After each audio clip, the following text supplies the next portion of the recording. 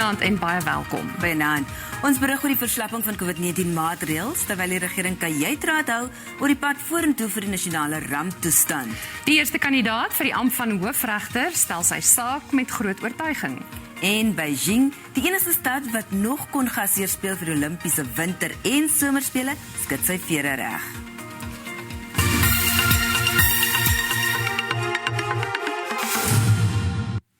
Die president het aangekondig dat die kabinet regulasies vir vlak 1 van inperking vir COVID-19 verslap het. Die kabinet sê volgens inligting van die departement van gesondheid het Suid-Afrika amptelik uit die 4de vlaag infeksies beweeg. Een van die maatreëls is dat iemand wat positief toets, maar nie simptome toon nie meer hoef te isoleer nie. Die isolasietydperk vir iemand wat wel positief toets en simptome het, is van 10 dae tot 7 dae verkort. Die kabinet sê die beweegrede is dat die getal mense met immuniteit aansienlik verhoog het, met selfs tot tussen 60 en 80%. Nog veranderinge is dat iemand wat in kontak was met iemand wat COVID-19 opgedoen het, net moet isoleer indien hy simptome het. Daarbij is ook bekend gemaak dat alle leerlinge, ongeag laer of hoërskool, nou daagliks skool moet bywoon vanaf maandag 7 Februarie. Na 2 jaar van ontwrigtende onderwys moet alle leerlinge terugkeer. Sosiale afstandhouding van 1 meter tussen leerlinge verval ook. Daarmee kan skole weer op volle kapasiteit draai. Die SA Onderwysersunie en ander organisasies het die aankondiging verwelkom. Die SABC is absoluut verheug oor die aankondiging wat gisteraand gemaak is dat 100% van die leerders kan terugkeer na skole toe. In antisipasie daarvan het ons toe 'n opname gemaak verlede week en het 94% van die SABC-lede aangedui dat hulle sal bly wees as 100% van die kinders kan terugkeer, ten einde te voorkom dat daar verdere kurrikulumagterstande opgebou word. As Fetsas is ons baie opgewonde oor die besluit wat die kabinet gisterand geneem het wat die weg baan vir leerders om elke dag terug te kom na die skool toe. Ons vergader môreoggend met die minister om die besonderhede te bespreek, maar ouers moet nog nie hulle kinders by die skool gaan aflaai nie. Ons moet wag vir nuwe direktiewe wat vir onderwys gepubliseer gaan word. Ek vermoed in elk geval skole gaan 'n dag of 2 nodig hê om hulle self voor te berei vir die 100% terugkeer van leerders. Het is belangrik dat almal nou terugkom. Daar's baie werk om in te haal en elke dag tel. Maar ons is dankbaar om die leerders weer terug te ontvang by die skole. Die Nasionale Beroepsonderwysersorganisasie van Suid-Afrika, NAPTOSA, wil hê die departement van basiese onderwys moet die kwessie van oorvol skole pak. Ons verwelkom dit nie net omdat ons dit wou gehad het nie, maar omdat ons ook ons eie ondersoek gedoen het en met wetenskaplikes geraadpleeg het. En hulle het ook vir ons aangedui dat die tyd nou ryp is dat die skole heropen. Maar ons is nog bekommerd dat die skoolbywoningsgewoonte dalk verlore is vir 'n hele klomp leerlinge. Natuurlik is ons nog bekommerd oor die skole wat oorvol is. En dis steeds 'n groot bekommernis vir ons en ons gaan aanhou om aan te dring dat hierdie aangespreek word. Die jongste veranderinge sal binnekort in die Staatskoerant gepubliseer word. Die regering bepaal of al sy departemente gereed is om die nasionale ramptoestand op te hef. Departemente het tot die einde van die dag om insette te lewer, waarna die kabinet sy finale besluit sal neem. Die minister van Regeringskoördinering en tradisionele sake, Dr. Nkosazana Dlamini-Zuma, was deel van die Nasionale Raad op provinsie se virtuele samewerkende regering en interregeringsverhoudinge werkswinkel. Dit is wel bekend dat die landse oppositiepartye die einde van die nasionale ramptoestand wil sien. Die eerste noodtoestand is in die middel van Maart 2020 aangekondig in reaksie op die COVID-19-pandemie en is nou oop vir hersiening. Asked all departments to say whether at this point their legislation will be able to carry what needs to be done, including health, including everyone. But health in particular, their regulations need to be consulted. So those consultations will take a bit of time, a month or so, I don't know.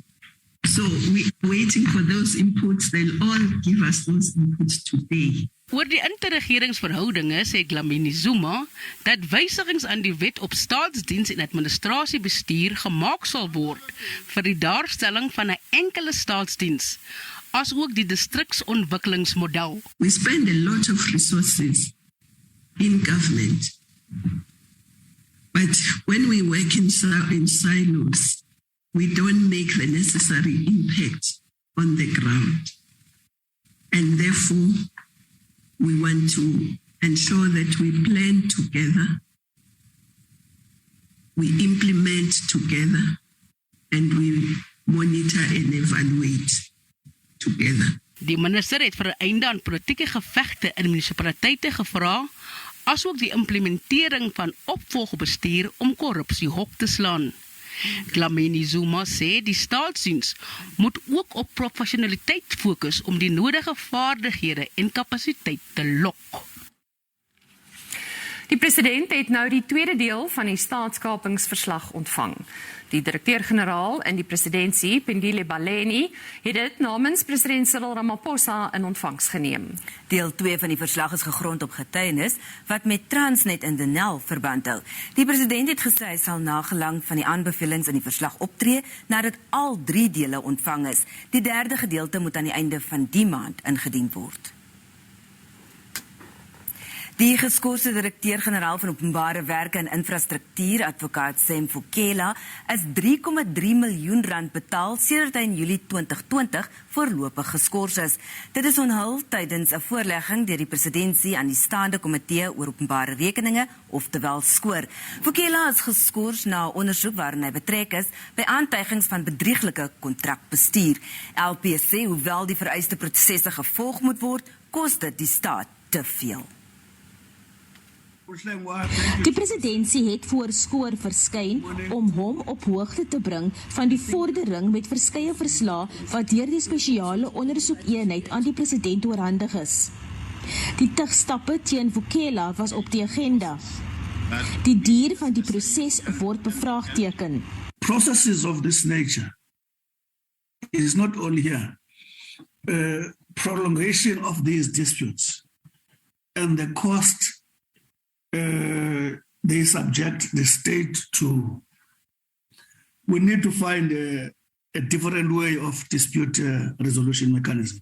Hoeveel Fokela tot dusver betaal is, word veroordeel. Die tugproses teen Fokela is steeds op verskeie vlakke aan die gang, wat 'n hangende hersieningsaansoek in die arbeidshof insluit. Eibre Babie, SABC nuus, Parlement.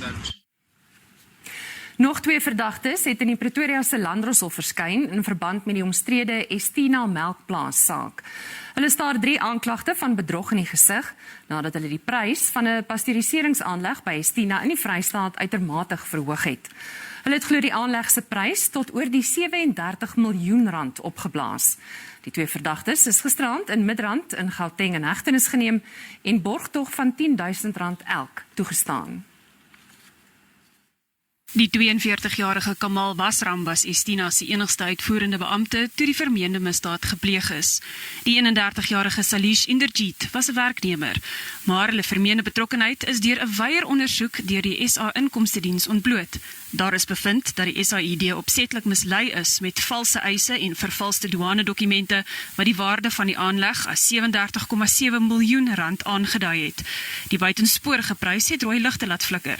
They face 1 count of fraud each, as well as contravention of Section 54 of the International Trade Administration Act, as well as contravention of Regulation 22 of the Exchange Control Act. So basically, this is a SARS-led investigation. Basically, claim from customs or through SARS that they spent about 37.7 million in the importation of a pasteurization plant, which was supposed to be an instrument or something they're going to be using at the farm in Estina. So what transpired through investigations was that, hold up, this is a large amount for a pasteurization plant. Die staat het nie borgtog teengestaan nie. Verdagte nommer 1 se regspan is vol vertroue dat hy 'n sterk saak teen die staat het. We're always confident, knowing the accused for quite a while in the other matters, and studying this case for a couple of years now. We believe that our client will be justified, and we have just received the draft indictment, which we will study in detail, and at the next appearance there will be an allocation, and we will plead accordingly at the due time. Na bewering is al 2 mans vennote van die Gupta-broers en is deur laasgenoemde gebruik vir geldwasery by Estina. The whole Estina dairy farm project, as well as our other case, Nulani, all of it we're saying is linked to the dealings of the Gupta family. We have said even in our press release that these people are key associates, more particularly in the Estina debacle. Die 2 verdagtes is 'n reisverbod opgelê. Die saak word op 11 Februarie hervat. Later in die nuus, die eerste kandidaat vir die ampt van hoofregter stel sy saak.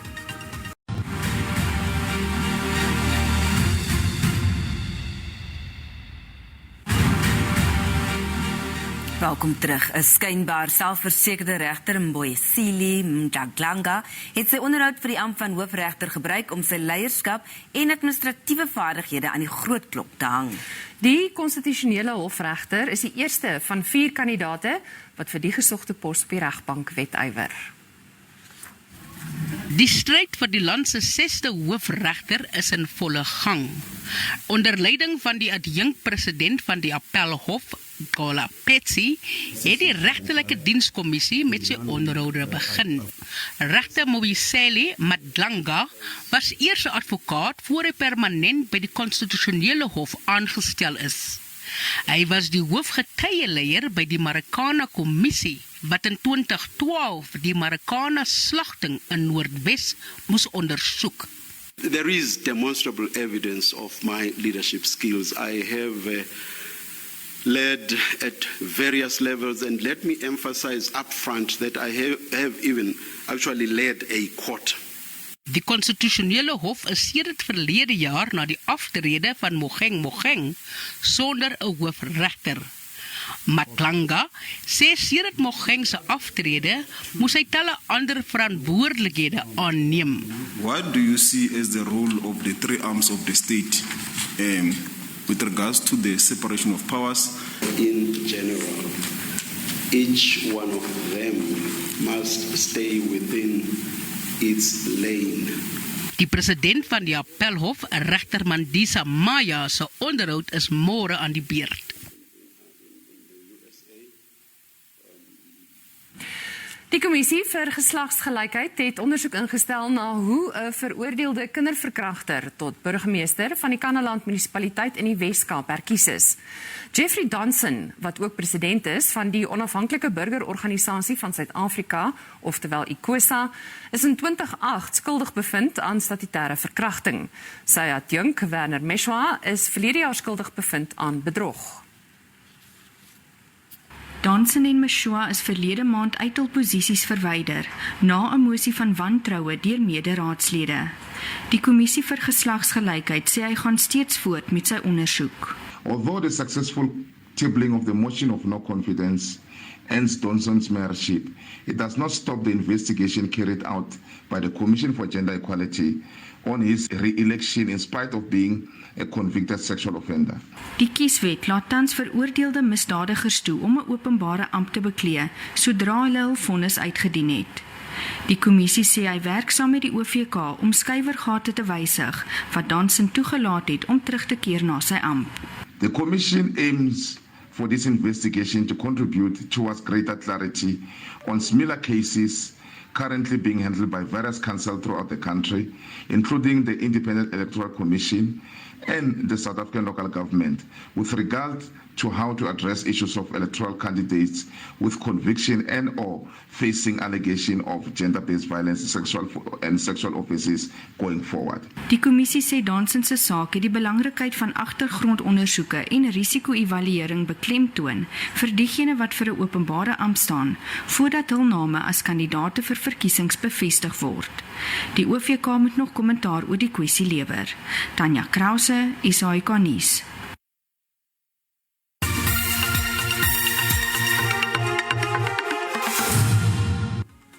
Die rand het in die sluiting van die JSE om 5:00 vanmiddag sterker verhandel teen die vernaamste geldeenhede. Die JSE se indeks van alle aandele het met meer as 1% gestyg, aangehelp deur mynaandele. Die goudprys het gestyg terwyl die prys van Brent-olie gedaal het. Op die DSE-termynmark het die pryse van landbougewasse vir lewering in Maart teruggesak. Witmielies kos R107 per ton minder en koring R135 per ton. Sonneblom en soja het onderskeidelik met R115 en R75 per ton gedaal.